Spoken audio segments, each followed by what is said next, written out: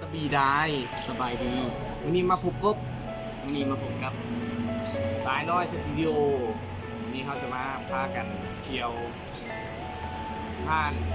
ขายแบบซูเปอร์มาร์เก็ตของอุดมไซน์เนาะมันเป็นแนวนั้นไปเพิ่งเล็บสบายดีวันนี้เขาออกมาเนาะที่ดูในเรื่องอุดมไซน์โอวันตินของประเทศไทยมันราคาเท่าไหร่แล้วของประเทศลาวมันราคาเท่าไหร่ดูเลยตัวน้อยสุด Are you all my personal dream?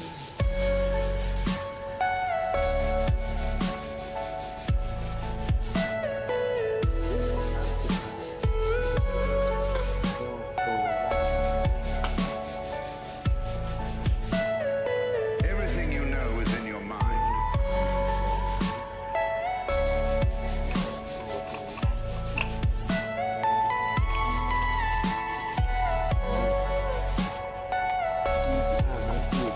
Chịเป็นลาวครับ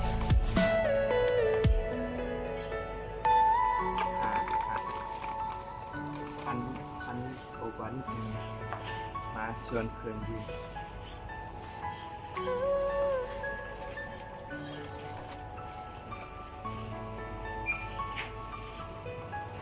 เอามาชวนเครื่องอย่างนี้มียำ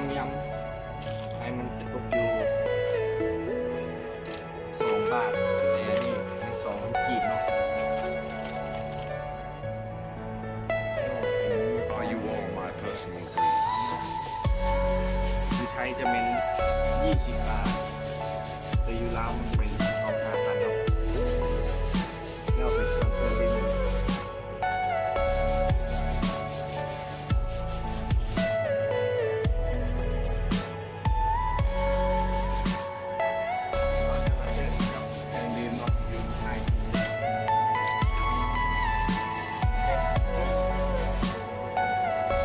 ไม่ได้สปอนเซอร์เด้อเบบซี่อันอยู่ไทยละ20 บาทแต่ตอนตุกคือกันพอดีเป็น 5,000 กีบเนาะในลาว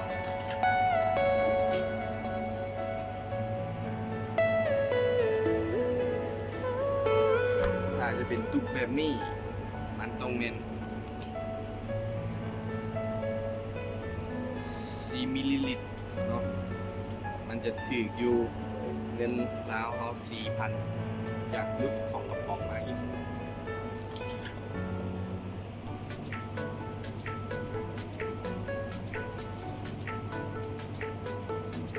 แล้วมันเป็นตัวกลางมันจะถืออยู่ 8,000 กีบเราจะดูได้หลายคนแล้วตัวใหญ่ที่สุด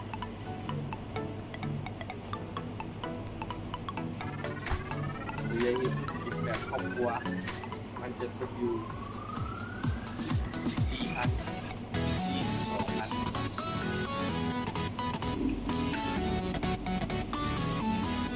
เขาก็เป็นกว้างเยอะ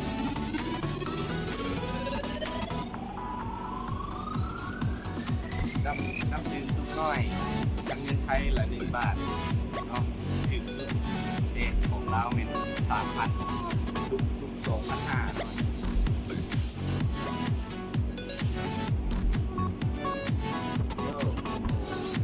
เรามีมันจะเป็น 3,000 เนาะ3,500 ต่อกันในอยู่ไทยราคามันก็20 บาทเอาจริงว่าเบิ่งเบียร์ลาวคนจริงใจเบียร์ของคนลาวเล่นเบียร์ฟองน้อยขนาดนี้เงิน 7,000 กีบมันจะเป็นเบียร์ฟองน้อยที่สุด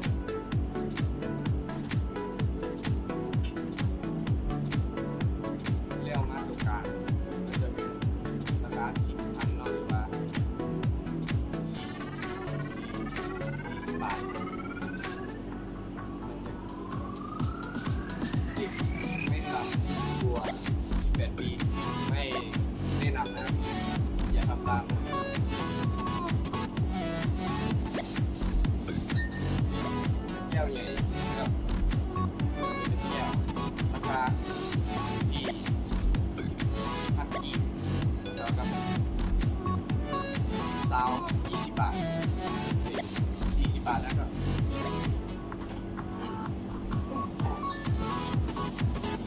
กล้อง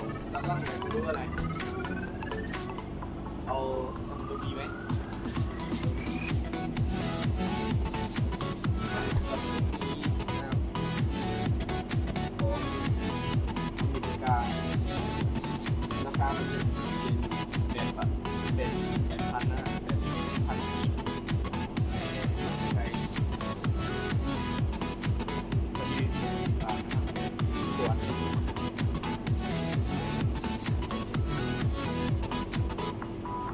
เรามาดูเบียร์ดาวกันนะเบียร์ของคนไทยนะโอ้คนแบบนี้ของคนเวียดนามกระป๋องเล็กที่สุด10 บาท10,000 กีบ120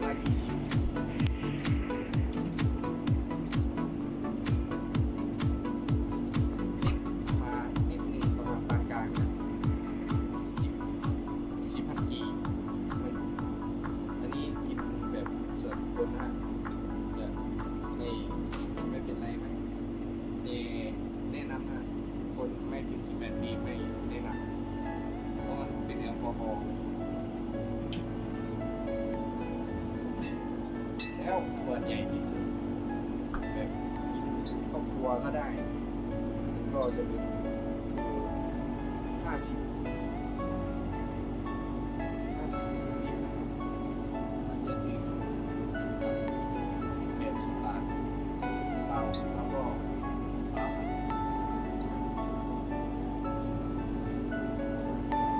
Are you all my pussy? แล้วก็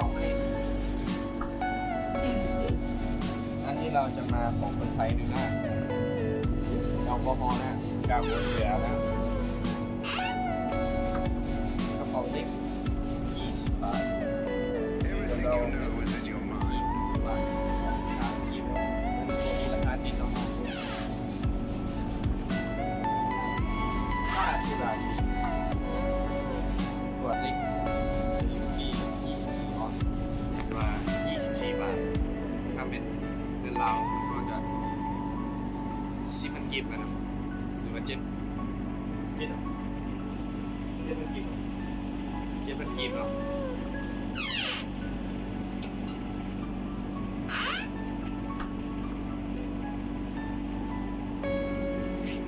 แล้วก็อันนี้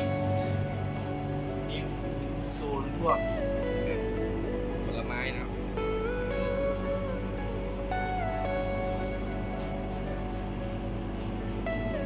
อันนี้ Are you all my pussy?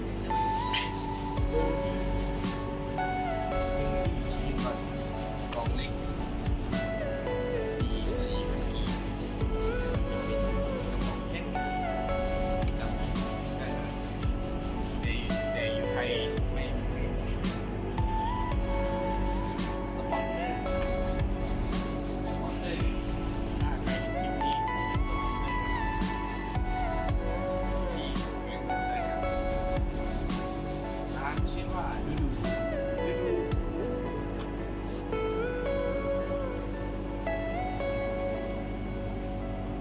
พอใช้ได้สตูดิโอก็ขอบใจลาไปก่อนเจอกันคลิปหน้า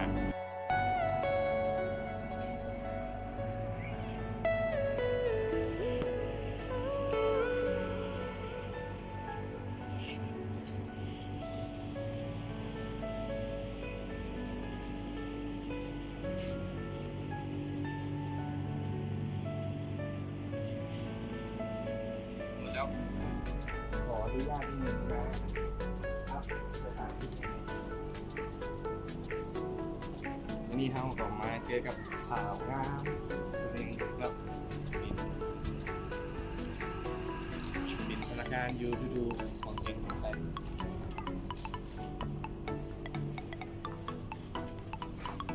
เรื่อยพอนวดสถานแบบ